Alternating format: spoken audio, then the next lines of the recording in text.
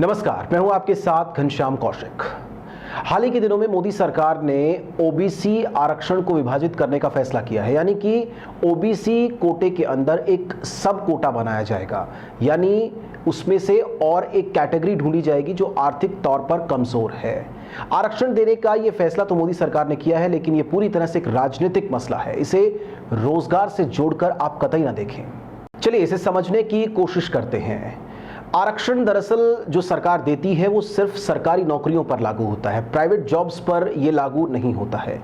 एक तरफ तो सरकार आरक्षण देने की बात करती है, तो दूसरी तरफ देश की मोदी सरकार नौकरियां खत्म करने पर तुली हुई है। और जैसे मोदी सरकार ने कसम खा रखी है कि एक भी सरकारी नौकरी कुछ दिन बाद जनरेट नहीं करेंगे, सब कुछ ठेका प्रथा पर दे देंगे, प्राइवेट कंपनियों के हाथों में दे देंगे। मोदी सरकार इस देश में सरकारी नौकरियां खत्म करके सारा सिस्टम ठेका प्रथा पर चलाना चाहती है।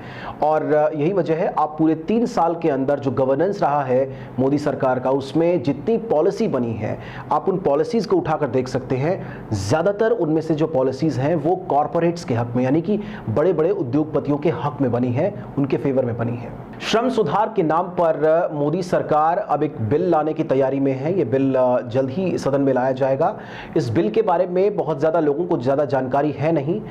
इस बिल के अंदर जो प्रावधान रखे गए हैं उसमें जो न्यूनतम मजदूरी देने का जो प्रावधान है उसको कानून से हटा दिया जाएगा, यानी इस बिल के अंदर उसे नहीं रखा जाएगा। इसके अलावा जो न्यूनतम घंटों, जो काम करने की न्यूनतम घंटों की बाध्यता है उसको खत्म किया जाएगा।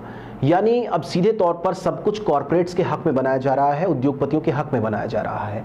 वो जितना चाहें आपसे काम ले सकते हैं और फिर जो उनका मन करे वो तनख्वाह वो आपको देंगे। यानी जितने भी कानून मोदी सरकार की तरफ से बनाए जा रहे हैं वो कॉरपोरेट्स के, बड़े बड़े उद्योगपतियों के हक में बनाए जा रहे हैं।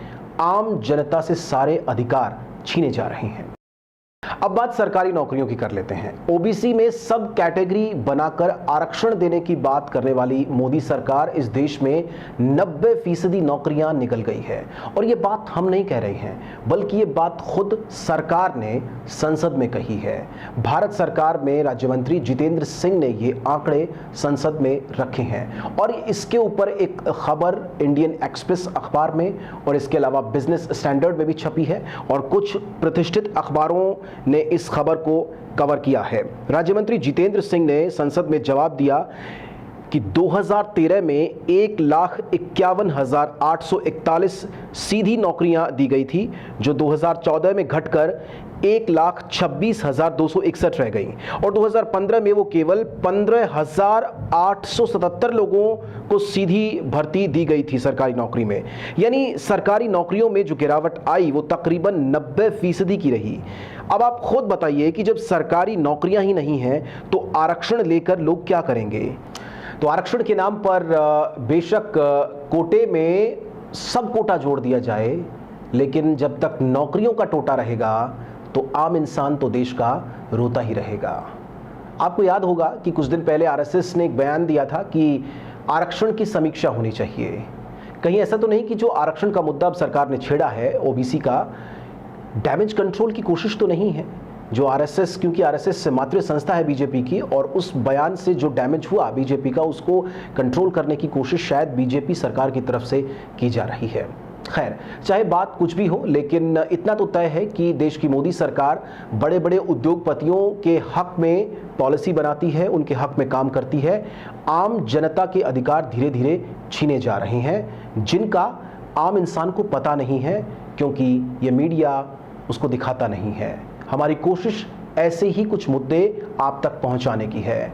ऐसे ही किसी एक और मसले को लेकर हम फिर से हाजिर होंगे। नमस्कार।